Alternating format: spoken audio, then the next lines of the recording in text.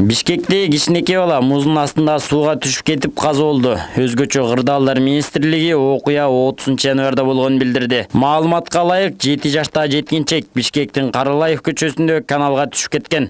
Ал жерге 11 куткаруучу чакыртылып, алар баланын сөөгүн суудан алып чыгып, тез жардам кызматына өткөрүп беришкени айтылды. Таласта жол кырсыгынан 3 адам каза болду. Бул тууралуу кабар агенттигине жол кыймылынын коопсуздугун камсыздоо башкы башкармалыгынан билдиришти. Маалыматка ылайык кече саат 21:00 чамасында Тарас-Талас суу-самыр жолунда Honda Step Wagon жана УАЗ 32-107 үлгүсүндө унаалар сүзүшкөн. Жол кырсыгынын кесепетинен 3 адам каза болуп, 2 жабыркаган.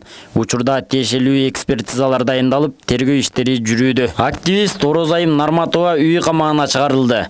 1-Май райондук соттун басма сөз кызматынан билдиришкендей, соттун 30-январда чечими менен Орозайым Нарматовага карата мурда тандалган камакка алуу баш коргоо чарасы 20-февралга чейин үй камагына чыгарууга өзгөртүлгөн. Эске салсак, массалык башламандык беренеси боюнча козголгон кылмыш ишинин алкагында 20 адам кармалган. 1-Май райондук сотунун 2022-жылдын 24-октябрындагы чечими менен 20 адамга камакка алуу түрүндө баш коргоо чарасы тандалып, бирөө ден соолугуна байланыштуу үй камагына чыгарылган. Архитектура, курулуш жана турак жай коммуналдык чарба мамлекеттик агенттигинин Баткен облусундагы жетекчиси Абдижалил Абылкасымов жакында эле өз ыктыяры менен кызматтан кеткен. Бул тууралуу бүгүн 31-январда курулуш агенттигинин коллегиясында белгилүү болду. Баткен боюнча бардык жерде талкуу жүрүп жатат. Жогорку кеңеште дагы, бизде дагы, деди курулуш агенттигинин жетекчисинин 1-орун басары Жолдошбек Абдыраев. Анын айтымында Абылкасымов Баткен облусунда чек ара чырынан улам талкууланган үйлөрдү калыбына келтирүү иштерин көзөмөлдөп жаткан. Ошондой эле курулуш агенттигинин Баткендеги өкүлдөрү чек ара чырынан улам талкууланган үйлөр март айында толук курулуп бүтөөрүн айтышкан. Министрлер кабинетинин төрагасынын орун басары Бакыт Төрөбаев энергетика министрлигинин коллегиясына катышты. Жыйындын жүрүшүндө министрликке караштуу ведомстволордун жана отун энергетиканын комплексине кирген ишканалардын